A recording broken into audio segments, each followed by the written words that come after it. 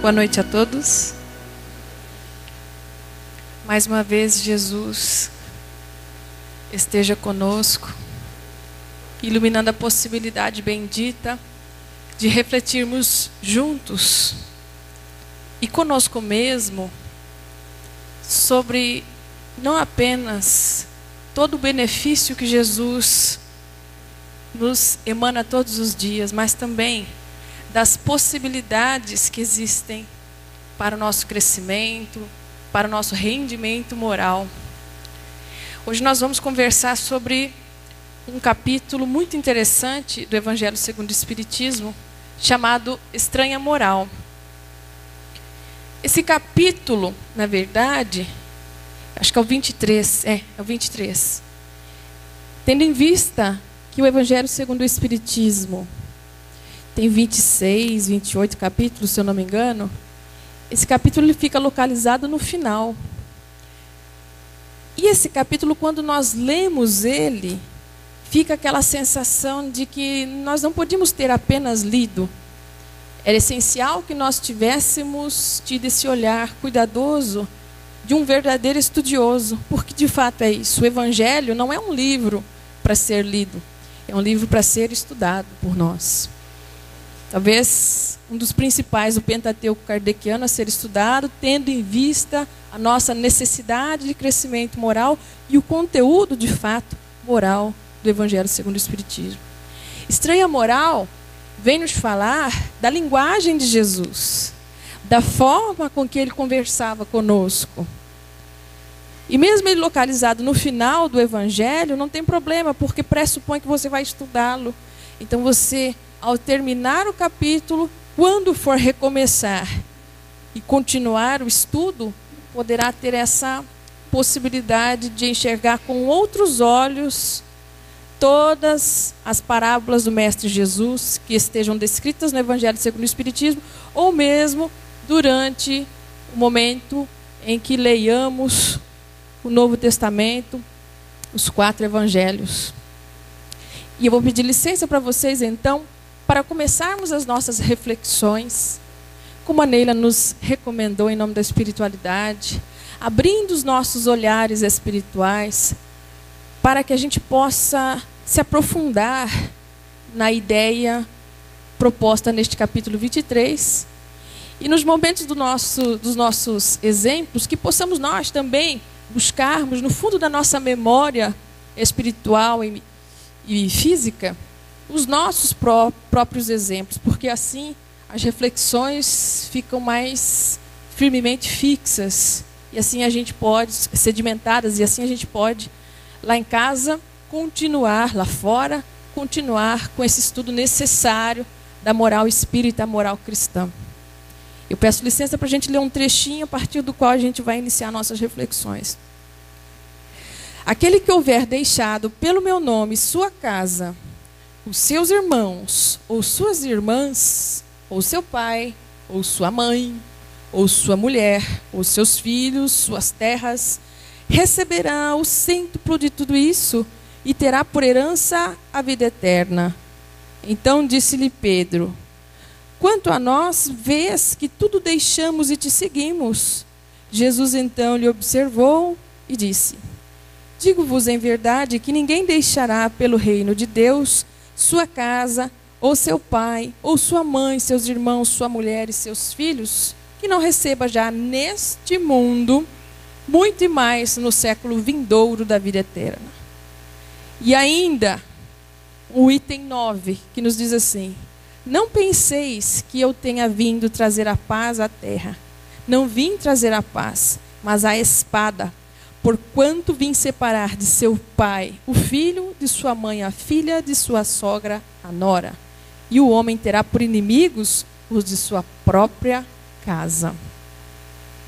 Durante muito tempo, em muitas religiões diferentes, em muitos locais diferentes, cujos princípios são diferentes, a interpretação desse trecho do Evangelho original, Novo Testamento, gera polêmica, porque fica essa impressão de que Jesus possa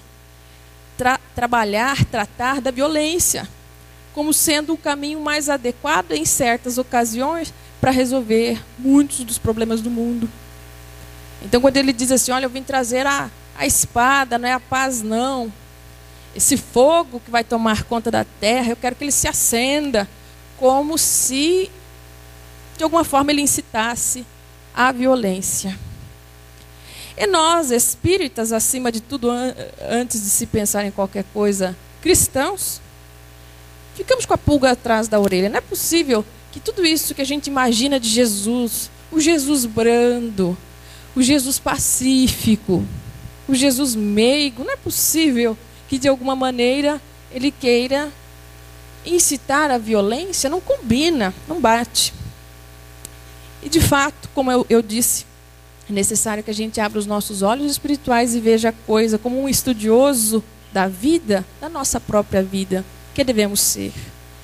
É a linguagem de Jesus que nós não entendemos, porque frequentemente também fazemos assim com o nosso próximo, às vezes o próximo mais próximo dentro de casa. Ao invés de nós buscarmos compreender esse nosso irmão, de acordo com a sua natureza, de acordo com a sua realidade, o que costumamos fazer quando estamos numa conversação, às vezes até num debate, uma discussão meio acalorada?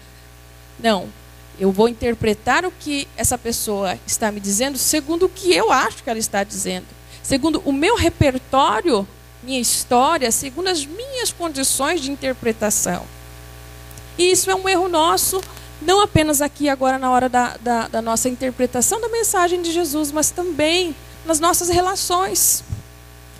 Muitas das discussões que acontecem entre nós, na verdade, são desnecessárias, porque se a gente for pensar na essência da coisa, estão dizendo a mesma coisa, estão lutando pela mesma causa, estão buscando o mesmo objetivo, mas uma palavra mal colocada, um orgulho sobreexcitado, faz com que a discussão se torne um pouco mais intensa, os orgulhos sejam provocados, o brio, e daqui a pouco as pessoas estão brigando. Entes queridos, pai, filho, esposa, esposo, amigos de longa data. Por quê? Por conta do nosso orgulho, que não soube, inclusive, usar a fé raciocinada para compreender que no momento de uma discussão, seja ela qual for, eu também preciso ser humilde, eu também preciso deixar-me de lado um pouquinho para tentar enxergar, isso se chama empatia, para tentar enxergar o que o outro está tentando me dizer, mas segundo a visão dele, segundo a história dele. E aí talvez eu entenda que aquela palavra, aquela palavrinha que me provocou, que me olha, eu não me suporto, pisou no meu calo, talvez não seja para tanto, porque na cabeça dele ele nem quis nos ferir. Na cabeça dele, quando eu olho o contexto, até que faz sentido ele ter dito, ela ter dito isso desse jeito, nesse tom, dessa forma. Entretanto, tudo isso já é motivo para que a gente já fique amargurado, chateado, com raiva. Briguei. Não gosto mais daquela pessoa. Nem me venha de convidar-me para o mesmo evento em que ela se encontre, que ela esteja. E de repente a vida, pense aí num exemplo, se você já não viveu uma coisa dessas. A vida dá voltas e nos coloca numa situação em que essa pessoa lida conosco normalmente, porque para ela não houve momento nenhum em que ela tenha nos ferido. Não foi nada grave, ela nem notou. Por quê? Porque é da natureza dela. Porque as condições nas quais ela se encontra só permitiram que ela se dirigisse a nós daquela maneira. Então a nossa primeira reflexão, ainda só para evidenciarmos a necessidade de não nos equivocarmos mais na interpretação da mensagem do Mestre, é que sejamos, primeiro de tudo, humildes com o nosso próximo, na hora que nós nos relacionarmos com ele, mas também, obviamente, ao termos contato com a mensagem de Jesus, que inclusive tem que ser diária, se buscamos essa regeneração tão necessária de nossas almas que querem se transformar para a melhor. E a linguagem de Jesus é profunda. É uma linguagem que envolve figuras alegóricas que muitos interpretam literalmente. E é claro que não deve ser interpretada literalmente, porque existe um contexto de todas aquelas situações pelas quais, inclusive, Jesus, ao ver, se utilizava muito inteligentemente para ilustrar uma situação e aplicar a devida lição necessária naquele momento, né, aos seus discípulos e, consequentemente, a nós, herdeiros seus de suas lições. Então, a linguagem de Jesus é profunda.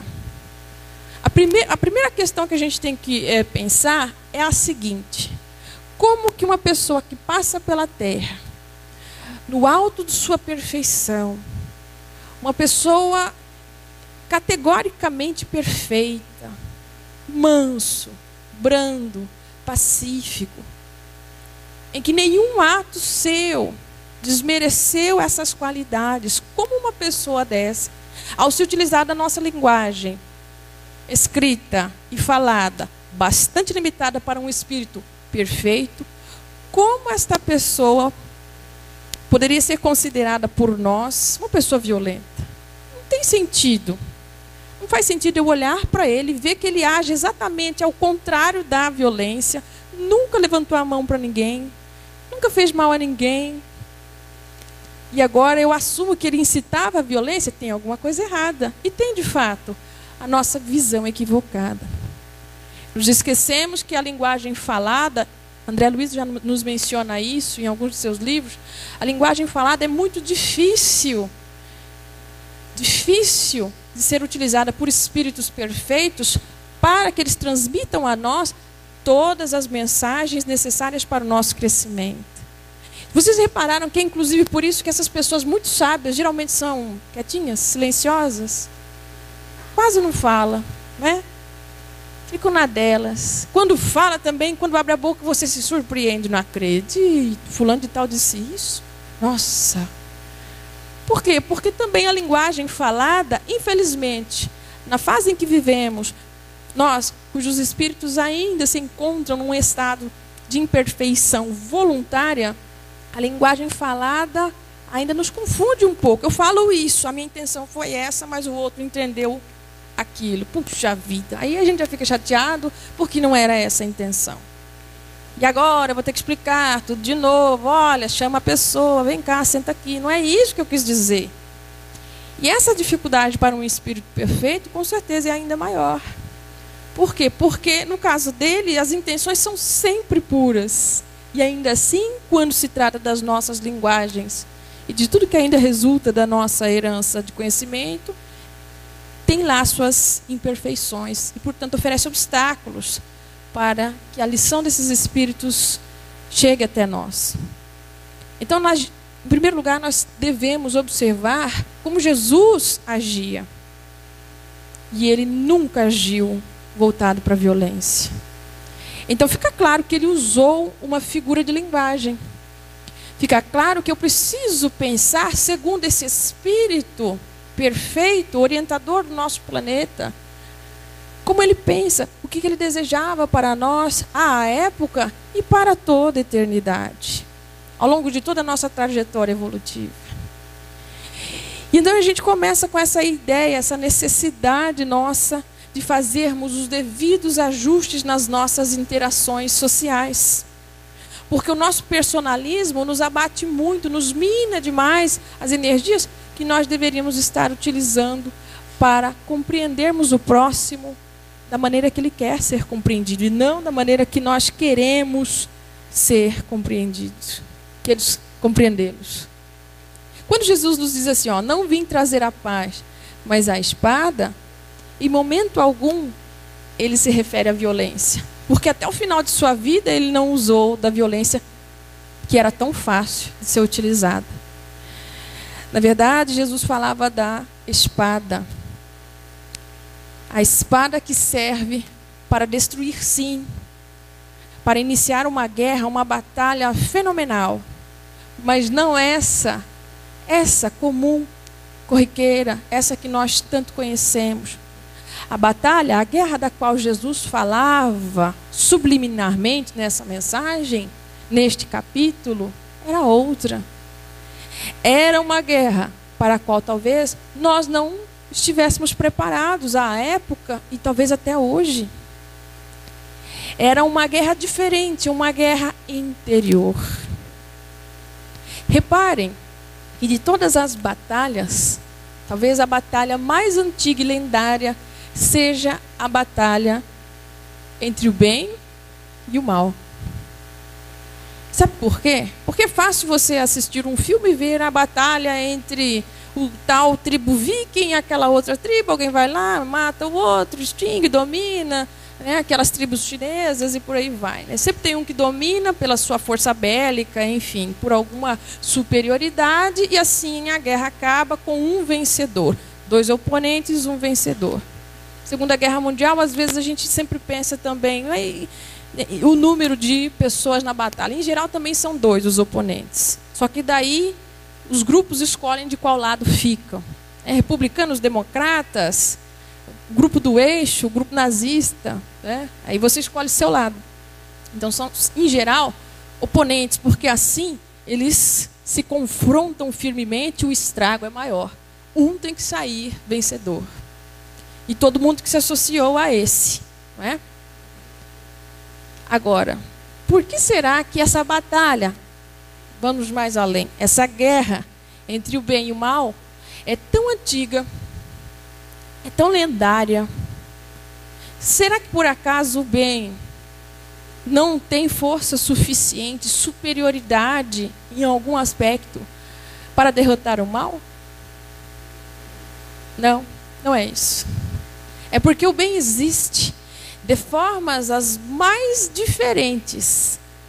O bem existe de forma abstrata e pode, inclusive, assumir formas concretas.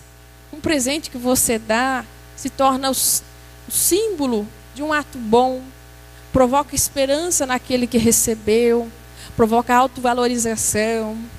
Mas ele também pode ser um gesto, um presente também na forma de um gesto. Um beijo que você dá no rosto, um abraço daquele que de repente não transpareceu, mas era tudo que ele precisava hoje. Uma troca de energias que eu nem sequer vi, que estão imaterialmente demonstradas, manifestadas para mim, mas tão necessárias para o meu próximo. Então o bem, ele pode assumir várias formas diferentes. E ele sempre existiu.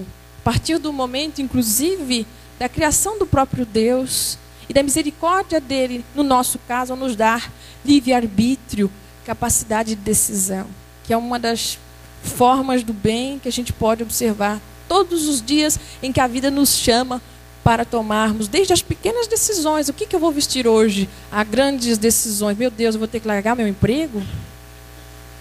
Agora, e o mal? O mal existe? Esse é o problema, meus irmãos. O mal, como aqueles que já leem bastante, né, a literatura espírita exaustivamente nos mostra isso, o mal é uma ilusão. O mal é a ausência do bem. Onde exista o bem, o mal não pode habitar. E ele não vai se deslocar dali para algum outro lado. Ele simplesmente vai deixar de existir. Porque, de fato, ele não existe. O que existe é a manifestação da nossa ignorância, é a manifestação da nossa falta de vontade. Mas o mal, de fato, não existe. Por isso que é uma guerra tão antiga. Porque não tem como as forças superiores destruírem uma ideia. Essa ideia está dentro das nossas mentes. Vamos falar de questões mais concretas, reais? Nós vivemos uma situação muito difícil no nosso país. Mas quantos, quando ao dormir ou ao se levantar, pedem por ele? Pedem a Jesus por ele? Vibram por ele? Vibram por um político ao qual tem-se vários encargos necessários para que as coisas se resolvam nele? Imagina eu rezar por político que está ficando louca? Por quê? Porque nós nos deixamos envolver com as questões efêmeras do próprio mal, que é uma ilusão. Eu tenho a feliz alegria e oportunidade de ter amigos mais experientes e vividos. E várias vezes já me questionei sobre isso e questionei essas pessoas que são diferentes, não se conhecem, cada uma num canto diferente do país, e sempre me falam a mesma coisa. Quem já tem 80, para frente, 75 para frente, pode nos dizer concretamente que em muitos pontos de vista, em muitos aspectos, a vida melhorou sim. É que a gente fica com aquela impressão tão ruim, porque a mídia nos mostra o quê? Você liga a televisão de manhãzinho, bem cedo, para assistir um jornal, enquanto você vai fazer o seu café. Preparar um café gostoso para o seu marido, para a tua esposa, para os teus filhos que você ama tanto. Aí você liga a televisão, o rádio. Quais são as notícias? São boas? Não são boas. Normal, faz parte. Não é para a gente desligar a televisão ou fechar os olhos. Não quero saber. Mas quantos de nós temos a resistência espiritual, psicológica, para neutralizar o efeito dessas energias desequilibrantes? Para escolher o jornal certo, aquele que apenas entrega notícia, ao invés de polemizar e ficar espizinhando e ficar mostrando tudo que é de pior e ruim e que está acontecendo no mundo agora, quando tanta coisa boa também está acontecendo agora. Quantos de nós fazemos essa escolha? Tudo bem, assistiu o jornal, maravilha, pensou, refletiu. Agora é hora de desapegarmos-nos dessas notícias, ficando conosco apenas aquela reflexão: eu tenho que fazer a minha parte, vou vibrar mais pelo meu país, pela minha cidade, vou fazer o meu melhor dentro do meu possível. Não posso evitar que fulano seja corrupto, mas eu não vou ser. Eu não vou dar mau exemplo para o meu filho. Eu vou me esforçar para isso. Vou fazer eu a minha parte. Para neutralizarmos essas energias, meus irmãos, a gente vai ser sincero aqui. Não é fácil, não. Pode ser espírita de não sei quantos anos. 35 anos eu tenho que eu frequento o espiritismo. Não é fácil. Porque nós somos bombardeados por aquilo que ultimamente dá ibope. E não é a notícia boa que dá ibope. Deveria, mas não é. Então sejamos nós os coletores das boas notícias, sejamos nós os jornalistas. Eu tenho uma irmã que na família ela ficou conhecida, na brincadeira, né, como uma jornalista, porque ela dava notícia de todo mundo. Mas o mais engraçado, sempre notícia boa, engraçada, alegre. Então todo mundo na presença dela, em geral, fica também alegre, contagiado. E nós, enquanto espíritas, mas acima de tudo cristãos, acima de tudo aquele que tanto luta e deseja se melhorar, se transformar, sejamos nós portadores de boa notícia. Nós que temos a condição de ter a palavra do Evangelho, possamos nós transferir essa palavra do Evangelho, às vezes não na íntegra como está, às vezes estão as parábolas de Jesus. Mas às vezes a gente sabe também quando o irmão está precisando de um abraço. Isso é uma boa notícia, vem cá me dar um abraço. Quando o irmão nosso está desacorçoado da vida e você fala da fé para ele. É legal você ter aquele amigo que... Eu sei que tem muita gente que fala, eu estou até por aqui, aquele fulano de tal, porque tudo que você fala para ele, ele vem falar de Deus, que tudo vai ficar bem, tudo bem. Deixa que ele fale isso, deixa que ele desabafe. Ainda assim é o melhor caminho, sermos os portadores das boas notícias. Para nós mesmos, porque nossa vibração muda, porque a nossa condição mental muda, porque a nossa capacidade de atrair oportunidades na vida e de aprendizado muda. Mas também para aqueles que nos rodeiam. Veja seu ambiente ao lado de uma pessoa que está sempre, pode não estar sorrindo, porque às vezes as dificuldades da vida também não nos permitem isso. Todos nós estamos no mesmo barco e sofremos. Mas aquela pessoa que mesmo com as situações difíceis, ela consegue nos trazer uma certa paz, uma certa tranquilidade típica da sua condição de ver sempre o lado bom das coisas. Isso é nosso. E é essa postura que Jesus energicamente enfatiza diversas vezes, em diversas situações. Homens de pouca fé. Se a sua fé fosse do tamanho de um grão de mostarda, você dizia para esse monte, sai daqui, vai para lá, e ele ia. Jesus nos falava alegoricamente, mas nos falava também de forma enérgica, que era para fazer com que nós compreendêssemos que os tempos são chegados. Essas lições, muito mais do que aprendidas, precisam ser vivenciadas por nós. E quando ele nos fala da espada, ele nos fala desse confronto interior. Essa guerra, não é que eles achavam na época, né, os zelotes que queriam revolucionar para poder se desfazer do jugo dos romanos e tudo mais. Não era dessa guerra que ele falava. Ele não ia ser o representante dessa guerra, a qual Barrabás era, por exemplo, um grande representante. Não era isso. Jesus falava de outra guerra. Essa, a entre o bem e o mal, que trazemos nós, aqui dentro de nossos corações. Já é hora de desapegarmos da ideia do mal. Devemos ser muito sóbrios, seguros no Pai, para que saibamos tomar as melhores decisões quando o mal, nas suas também formas variadas, venha bater na nossa porta. Saibamos sabiamente colocar o bem no lugar daquilo que não existe, daquilo que é apenas uma ideia, um ponto de vista muito mediado, muito fundamentado na nossa ignorância, no nosso orgulho, na nossa vaidade. Devemos ser os portadores do bem, os portadores dessa espada simbólica da qual Jesus nos fala. Essa espada que vai, sim, ao ser levantada, declarar uma guerra enfática a nós mesmos, ao nosso lado sombrio. O nosso lado sombrio todos temos. Todos temos. E assim, sejamos bem tranquilos ao reconhecer isso. Isso é bom. Os psicólogos nos falam da necessidade de fazer esse processo de se auto-reconhecer, mesmo nas características menos felizes. Isso é importante. Isso se chama o processo da conscientização.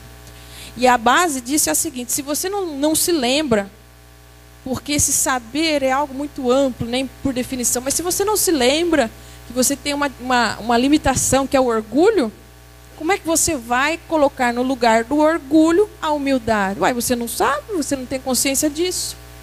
Agora, a partir do momento que nós rastreamos os efeitos do orgulho, principalmente naqueles que nós dizemos amar, principalmente nas coisas que estão errado na nossa vida, aí então enxergamos ele e ele se torna finalmente visível a nós. Nos conscientizamos. Agora eu posso trabalhar o meu orgulho. Então também isso envolve sabermos ouvir. É claro que ninguém, pelo menos ninguém vivido, experiente, sabe, vai sair por aí falando: ó, fulano, você tem que mudar, ciclano, você tem que mudar, você está errado. Porque isso implicaria, lembra a história do não julgueis para não ser desjulgados? Isso implicaria que nós teríamos toda essa condição para dizer para o outro qual caminho seguir. E não é bem assim, não. Nós ainda não chegamos lá. Por isso, inclusive, temos orientadores no plano espiritual. Por isso a necessidade do pedir obtereis, através da prece, que nos liga com eles e eles nos acessam as partes mais profundas da mente para nos ajudar a trazer à tona esse problema que a gente traz e não lembra. Puxa vida, não reparei que eu sou vaidoso. Ai, eu sou vaidoso. E é isso que está causando todo esse problema? Ah, não, agora eu tenho que fazer alguma coisa sobre. E veja, né, olha que coisa engraçada, porque é uma das formas que realmente os nossos amigos espirituais trabalham conosco, nos ajudam, né, fazendo com que nós tenhamos acesso a informações que nós, por defesa psicológica, guardamos debaixo do tapete. Imagina, eu orgulhoso? Que isso? Imagina, eu vaidosa? Ah, para com isso. Muito nervosa, muita raiva? Não, não é assim não. E eles muito sutilmente nos ajudam, principalmente quando nós permitimos, por sintonia, pela prece, pela fé, a trazer tudo isso à tona. E então nos conscientizamos, e aí fica fácil. E aqui eu faço uma paradinha para só fazer uma coisa que já faz um tempo que eu prometi para mim mesma que eu ia fazer, é que a gente possa enxergar, ao contrário do que muitos pensam lá fora, que o Espiritismo é uma religião apenas. Medo esse que o próprio Espírito da Verdade, esses espíritos que nos trazem a doutrina, né, já tinham de chamar a época em que ele foi codificado de apenas religião, porque na verdade o Espiritismo é doutrina, é conjunto de princípios, e tem sim seu enfoque científico. E vejam só, sem conexão nenhuma com o Espiritismo, com religião, os psicólogos já dizem isso, a ciência já nos mostra isso, que todas as vezes que nós nos conscientizamos de alguma questão mal resolvida que nós trazemos em nós mesmos, fica mais fácil trabalhá-la. E assim a gente se desprende de um sofrimento que não notamos até então e que estava associado a esse bloqueio. Nós temos uma linha psicológica que, se eu não me engano, chama transpessoal, e a qual pertence à chamada TVP, que eu não sei se todos sabem, mas a TVP, que é a terapia de vidas passadas, não é uma prática espírita. Outra coisa interessante, ela é uma prática da psicologia, da psicoterapia. Não tem nada a ver com o espiritismo, porém, olha que legal, baseado em quem? Em quais princípios? Espíritas. E outras linhas, como por exemplo a logoterapia de Viktor Frankl, um psicólogo que nos traz a ideia de que a vida tem que ter sentido, nos mostra exato que a partir do momento, por exemplo, que o sofrimento ganha sentido, ele passa a ser suportável, ele deixa de ser insuportável, e eu consigo enxergar uma forma de superar tudo isso. E a gente faz o link com a fé, não é? Essa necessidade de confiarmos em nós mesmos e no Pai. Mas para isso, primeiro, qual que é o ponto essencial? Eu me conscientizar disso.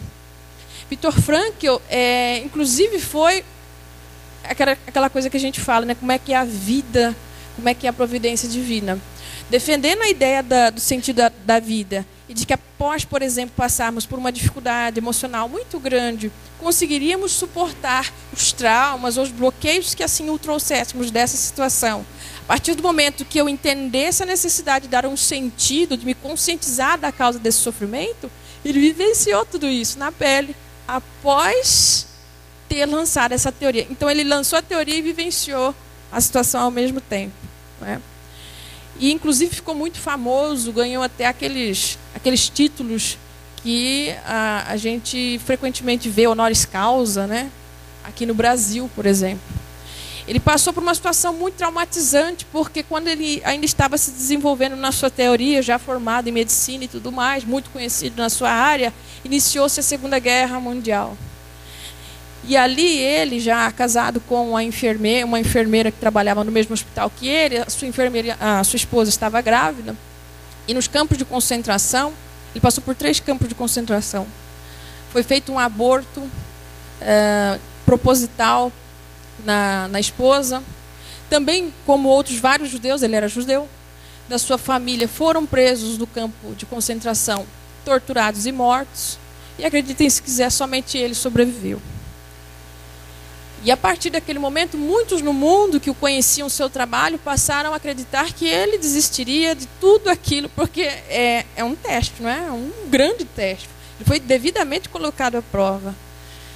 E olha que coisa interessante, ele se desenvolveu ainda mais nas suas teorias e ele conseguiu, dentro das suas possibilidades, vivenciar o luto, a perda, que é um processo também psicológico, e na sequência percebeu que toda aquela dor seria possível de ser suportada se ele compreendesse, dentro de um contexto, a situação na qual ele foi colocado. Judeu. Não era espírita não, tá?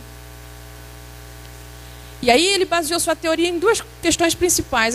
Olha, presta atenção, para aquele soco no estômago, sabe? Para fechar com chave de ouro. Ele baseou essa teoria, essa capacidade de você superar um determinado sofrimento, trauma, bloqueio. A partir do quê? Capacidade de decisão e livre-arbítrio. Que o Espiritismo exaustivamente confessa a nós como um dos caminhos para que a gente possa, nos regenerarmos, nos transformarmos. Espiritismo, veja, se confirmando na ciência lá fora, aparentemente sem ligação nenhuma, não é? Porque para muitos o espiritismo é apenas religião.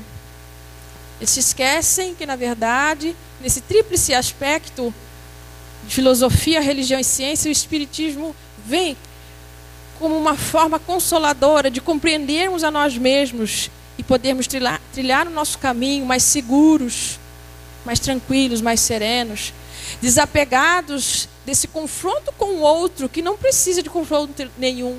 Quantos amigos e, entre aspas, inimigos, ou apenas aqueles que não nos são simpáticos, cruzam o nosso caminho, nos trazendo impropérios, muita dor, reclama. Você já viu aquela pessoa que sempre reclama?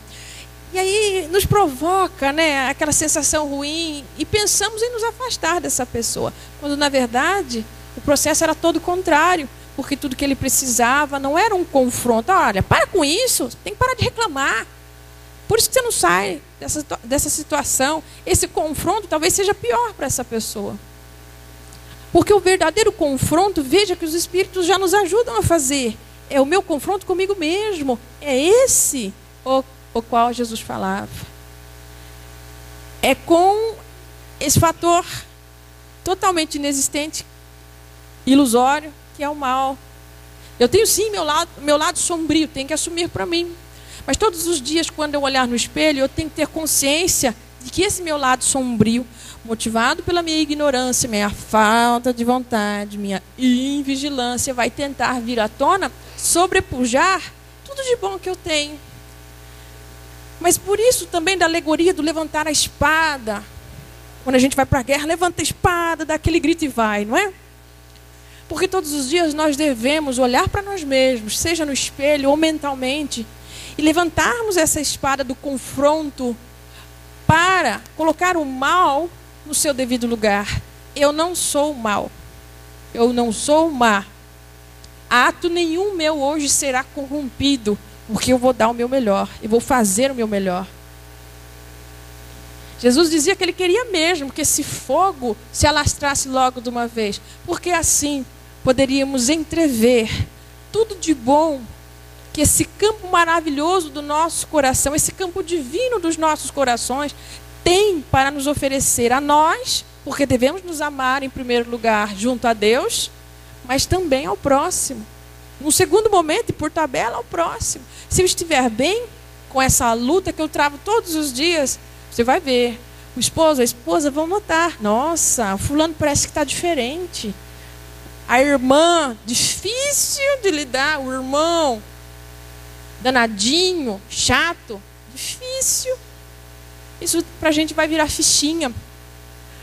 Porque do ponto de vista da fé que transporta montanhas, na verdade não é pegar essa montanha e colocar ela daqui para lá, mas é o ponto de vista, ela se move do ponto de vista daquele que consegue superá-la. E se eu vestir a camisa dessa minha necessária confiança dos meus potenciais divinos todos os dias para este confronto que Jesus nos propõe, essa montanha vai se mover, porque ou eu vou contorná-la ou eu vou atravessá-la, escalando sim, mas eu chego do outro lado. E quando eu chegar do outro lado, eu não vou nem acreditar que um dia ela existiu e que eu consegui superá-la. Nas alegorias de Jesus, na linguagem profunda, enérgica, como um bom educador, mas também mansa, pacífica, fica a nossa necessidade contínua de transformação. Fica a nossa necessidade contínua de buscar o que há de melhor em nós mesmos. Não apenas para fazer o outro enxergar e assim nos tornarmos grandes perante os olhos da humanidade, mas para nos tornarmos conscientemente filhos de Deus, salvos pela nossa própria fé, pela confiança que a espiritualidade pede humildemente que nós tenhamos, não apenas nela, mas antes em nós mesmos. Porque é somente assim, buscando nos transformar moralmente dentro do melhor que possamos fazer por hoje, e está bom demais, é somente assim que dia após dia essa batalha, esse confronto vai sendo vencido, e um dia acordaremos tão felizes ao ver que os noticiários já não trazem mais informações infelizes, dramáticas e cruéis. Pelo contrário, eles nos mostram o que nós já sabemos, nos mostram aquilo que temos potencialmente, nos mostram o nosso melhor. Que saibamos ver o melhor de nós, do próximo, confiando em Deus sempre, tendo em vista que a espiritualidade não nos desampara nunca. Que Deus nos acompanhe ao retorno dos nossos lares e Jesus nos abençoe hoje e sempre. Obrigada pela atenção.